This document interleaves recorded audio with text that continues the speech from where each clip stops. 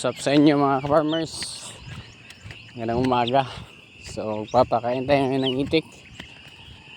Tapos na nga pala yung hinalo yung pagkain nila. Darak at saka pitsay at may feeds na grower, duck grower. At tayo sa kanilang kulungan. Ito nga pala yung isa, nakawala yung lalaki. Mali 330 to dito. Sama na yung lalaki. Tabi. Nakawala yung pagkain nila. Sa mga maliliit. Ito dahil marami sila yung malalaki dito. So sa mga gusto nga palang magsimulang mag-alaga ng itik, babagi ko sa inyo yung diskarte para hindi kayo mamortalan o mabawasan yung pagkamatay ng alaga yung sisiw. Tabi. Ang vitamins nga pala na binibigay ko sa kanila pagdating dito sa farm is amboxetin, antibacteria yun, at saka Vitamin Pro. Tabi. Ang binibigay ko sa kanila. Sa mga pagkain, Duck Startex, day 1 to 2 weeks only feeds dapat sila. Tapos kailangan talaga i-monitor kahit gabi para maiwasan yung pagkamatay ng alaga yung mga seho. Yun po mga tips mga ka-farmers pag bago pa lang kayo sa pag-aalaga ng itik. So ngayon 2 weeks plus na sila. Bigat. Tatang itong kumain.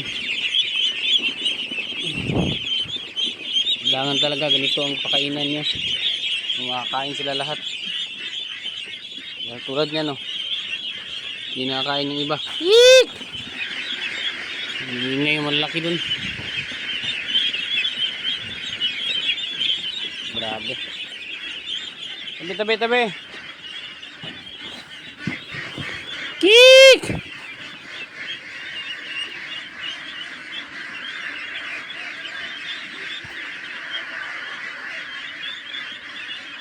Kulang pa ata yung nalagyan nila.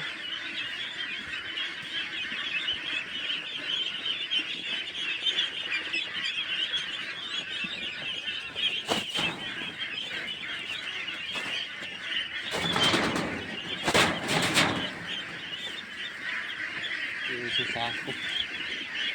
Medyo madumi.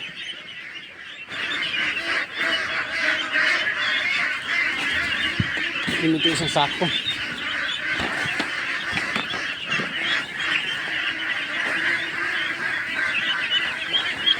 Itong edad, kailangan talaga busog sila. Hindi dapat tinitipid sa pagkain. Pwede naman magtipid pero hindi yung busog, yung tipid sa budget lang. Tulad dito, darak, mura lang yung darak dito sa amin. Ang sako, nasa 400 lang. Saka hinaluan ko na lang ito ng 2 kilong feeds. Saka gulay.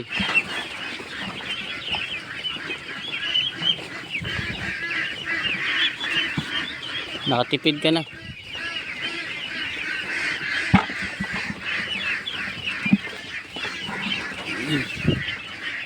Yun yung mga tips mga ka-farmers sa gustong mag-alaga ng itik. Kailangan talaga dito masipag ka. Hindi pwede yung tamad-tamad. Pwede muna tayo sa kabila magpapakain. Ito nga palang nasa labas, mga lalaki to. Bali sobra to. Sobra na barako binigay. 15 pieces yung maliliit. Sa 345 ang pinapadala na sobra. Bali may 15 dun na hindi magagamit. Saka yung isa sobra yan dun sa kabila. Kinatay na yung kasama nito. So punta tayo dun sa kabila naman mga farmers.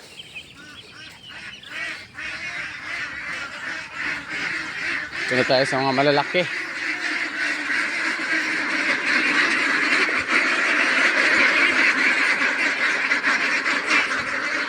Wala nga pala itong ano, sako dito.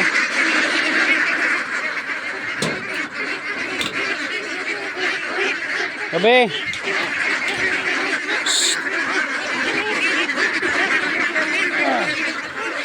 Dito na lang natin ilagay. Gilid.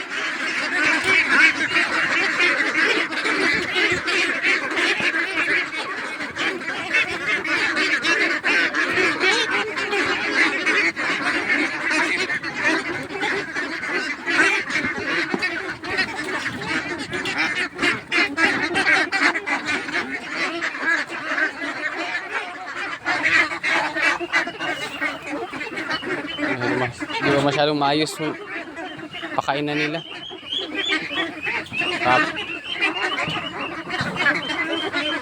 Gagawa pa ako mamaya, mga farmers. Dumi na yung tubig nila, kailangan ng palitan.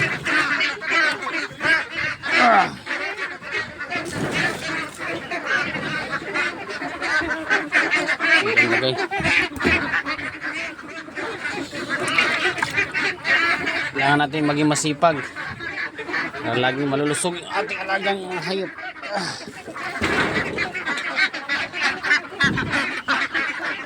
Yan.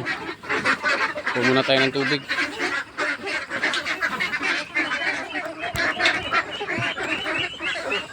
Pag-alaga ng itik, kailangan lang maging masipag ka. Mag-aral. Aral ng tamang diskarte.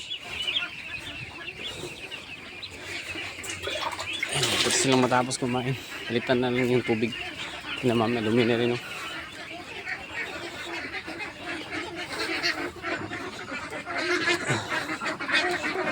Okay mga ka-farmers. So yun lang po.